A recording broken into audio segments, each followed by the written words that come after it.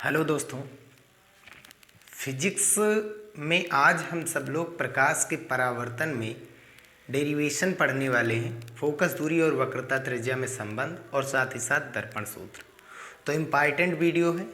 Derivation class 12th के में ही important है और जो 10th है क्लास 10th में प्रकाश के परावर्तन में डेरिवेशन नहीं है, बाकी फार्मूले यूज में होने वाले हैं। ठीक है, तो आप सभी बच्चों का हमारे अपने प्यारे से यूट्यूब चैनल आदर्श डिजिटल क्लासेस पर स्वागत है। चलिए हम स्टार्ट करते हैं। तो फोकस दूरी को हम एफ से लिखते हैं एवं वक्रता त्रिज्या को हम कैपिटल आर स्मॉल आर से भी लिखते हैं में संबंध।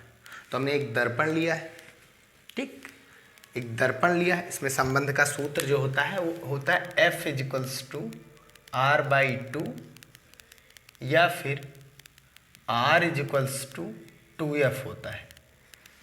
ठीक, तो फोकस दूरी वक्रता त्रिज्या की आधी होती है या जो वक्रता त्रिज्या होती है वो फोकस दूरी की दोगुनी होती है।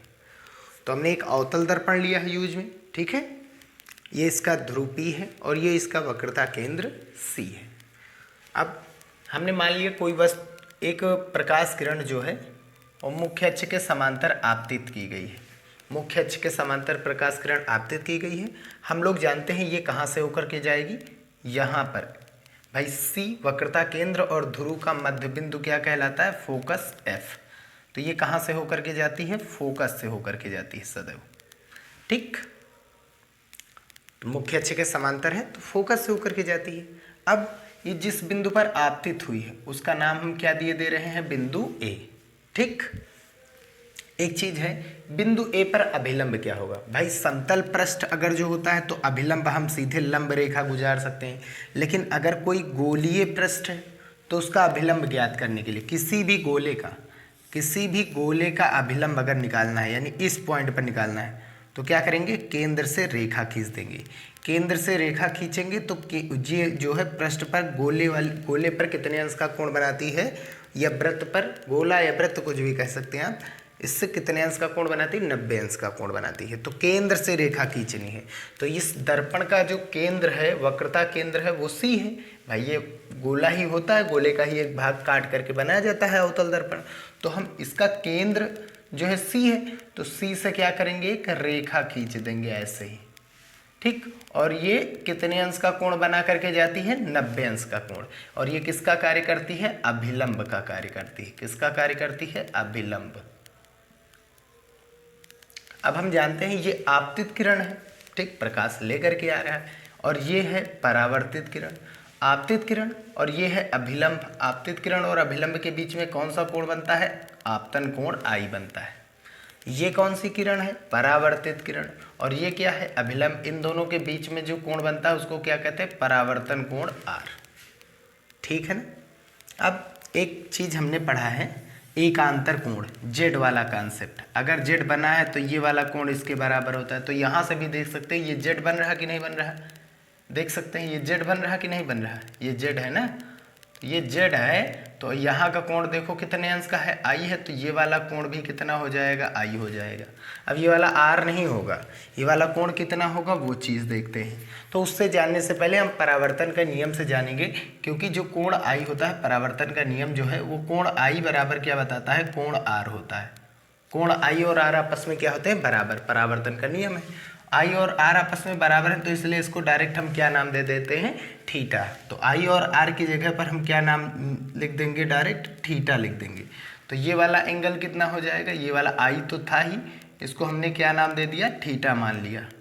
और I और R आपस में बराबर, तो R भी कितना हो जाएगा, ये भी थीटा हो जाएगा। तो ये वाला एंगल भी कितना हो जाएगा, थीटा, और ये वाला एंगल हो जाएगा 2 थीटा। कैसे, कोई भी अगर त्रिभुज है, अगर त्रिभुज के बाहर वाला कोण निकालना है, तो ये वाला कोण अगर 80 अंश है, ये वाला कोण 40 अंश है, तो ये वाला कोण 120 होगा। बाहर वाला जो कोण होता है अंदर वाले कोण के बराबर होता है। इन दोनों कोणों को जोड़ेंगे तो बाहर वाला मिलेगा। कोई ज़रूरी नहीं यहाँ का ही जोड़िए, आप यहाँ के बाहर वाले का कोण निकालना चाहते हैं तो इस वाले कोण को देना पड़ेगा। ये 60 अंश है, ये 60 है, ये 40 है, तो फिर 60 और 40 100। बाहर वाला कोण जो है अंदर वाले कोण के बराबर होता है, योग के। कैसे होता है, ये 60 है, ये 40 से 100 है, तो ये कितने अंश का हो गया, 80 अंश। भाई त्रिभुज 180 अंश होता है ना, 360 चतुर्भुज के लिए होता है। ठीक, अब ये टोटल कितने अंश का कोण होता है 180, तो ये वाला 80 निकल गया तो कितना बचा बाहर 100, तो बाहर वाला ऐसे ही होता है। तो यहीं पर देख सकते हैं ये थीटा है, ये थीटा, तो बाहर वाला कितना हो जाएगा 2 थीटा, क्योंकि बाहर वाला कोण अंदर वाले कोण को जोड़ेंगे तो बराबर आता है उसके। ठीक है, अब क्या करेंगे, यहाँ से एक लंब डालेंगे, यहाँ से एक लंब डालेंगे, एक लंब रेखा खींचते, इसका नाम दे देते हैं एम। ये लंब है, ये फोकस और ध्रुव के बीच की दूरी क्या होती है, फोकस दूरी एफ। ठीक, और ध्रुव से वक्रता केंद्र की दूरी क्या होती है, वक्रता त्रिज्या आर। ये चीज़ तो हम जानते ही हैं। अब हम करेंगे क्या, ये वाले जो कोण लिखे इनको हम हटा देते हैं, अब इनका यूज हो चुका है, इनको डायरेक्ट हमने थीटा दे दिया है, बस ये बात याद रखिए। अब हम करेंगे क्या, इन सभी कोणों को हटा रहे हैं क्योंकि अब इसका यूज नहीं है। आप चित्र में तो लिखे रहिए, अभी लास्ट में हम लिख देंगे। यहाँ से ये वाला समकोण त्रिभुज हम ले रहे हैं, समकोण, ये बहुत बड़े कोण नहीं, बहुत छोटे छोटे कोण है। ये एक समकोण त्रिभुज है क्योंकि इसका एक कोण 90 अंश है। तो ये कौन सा समकोण त्रिभुज है, CAM, ये वाला। तो समकोण त्रिभुज CAM में कौन सा लेंगे हम कोण, tan थीटा। tan थीटा बराबर क्या होता है, लंब बटा आधार, जानते हैं लाल बटे कक्का से। ठीक है, लंब क्या होता है, थीटा के सामने लंब होता है और 90 अंश के सामने कर्ण होता है, जो अवशेष है वो क्या है, आधार। लंब हमारा कितना है AM बटा आधार हमारा कितना, देखो इस वाले त्रिभुज में आधार कितना है हमारा, आधार है CM। अच्छा, CM तो हमको नहीं पता लेकिन CP पता है। M और P बहुत पास पास है, M और P बहुत पास पास है, दूर दूर है, बहुत छोटा चीज़ है। ये इतना बड़ा चित्र बनाया गया लेकिन होते हैं ये सभी छोटी वैल्यू। तो CM को हम क्या लिख सकते हैं, CM जो है वो लगभग लगभग बराबर किसके है, CP के बराबर है। CM जो है वो लगभग किसके बराबर है, CP के बराबर है। और CP जो है किसके बराबर, देखो CP की वैल्यू कितनी है, CP की वैल्यू कितनी है, R होती है। अब क्योंकि ठीक CP की वैल्यू कितनी है, R। ठीक, अब क्योंकि ये P के बाईं ओर है, P के बाएं हाथ वाली चीज़ें ऋणात्मक, दाहिने हाथ वाली चीज़ें धनात्मक, हमने कई बार बताया है। P के बाएं हाथ वाली चीज़ें ऋणात्मक होती है और दाहिने हाथ वाली धनात्मक। तो ये क्या आ जाएगा, माइनस का R आ जाएगा। क्या आ जाएगा, माइनस, क्योंकि चिन्ह परिपाटी रूल है, P के बाएं हाथ है तो माइनस हो जाएगा। तो tan थीटा बराबर AM को हम H भी मान सकते हैं लेकिन कोई दिक्कत नहीं, आप ऐसे ही लिखा रहने दीजिए AM। CM कितना है, CM CP के बराबर, जो कि कितने के बराबर है, -R के बराबर। फर्स्ट इक्वेशन दे रहे हैं। अब इस बार इस वाले कोण को लेंगे, ये जो 2 थीटा वाला है, कौन है, FAM, ये त्रिभुज, समकोण त्रिभुज FAM में वही चीज़ tan। अब की बार कोण कितना है, देखो इसमें 2 थीटा। tan थीटा बराबर क्या होता है, लंब बटा आधार, कोण चाहे जो भी हो लंब बटा आधार होता ही है। tan थीटा बराबर लंब बटा आधार, लंब कितना, थीटा के सामने लंब, थीटा ये वाला त्रिभुज देखेंगे, इसके सामने लंब, लंब कितना है AM बटा आधार कितना है FM, आधार ये इस वाले त्रिभुज में ये आधार है, ये कर्ण हो गया, 90 अंश के सामने कर्ण, तो ये क्या हो गया, आधार FM। और हम लोग जानते हैं कि जो FM है उसकी वैल्यू हमको नहीं पता है लेकिन FP की वैल्यू हमको पता है, और FM जो है वो FP के बराबर ही है। ये लगभग लगभग बहुत पास पास है, जितनी दर्पण जितना छोटा होगा M उतना ही P के पास आता है, ये चीज़ें। और ये किसके बराबर है, फोकस दूरी के बराबर। भाई फोकस की ध्रुव से दूरी फोकस दूरी, क्योंकि ये दूरी फोकस देखो बाएं हाथ है, ये बाएं हाथ वाली दूरी है, P के बाएं हाथ वाली है, तो ये क्या हो जाएगी, माइनस हो जाएगी। वैल्यू यहाँ पर डालेंगे, tan 2 थीटा बराबर AM ऐसे ही लिखा रहने देंगे बटा FM, जो कि हमारा कितना है, -F आया।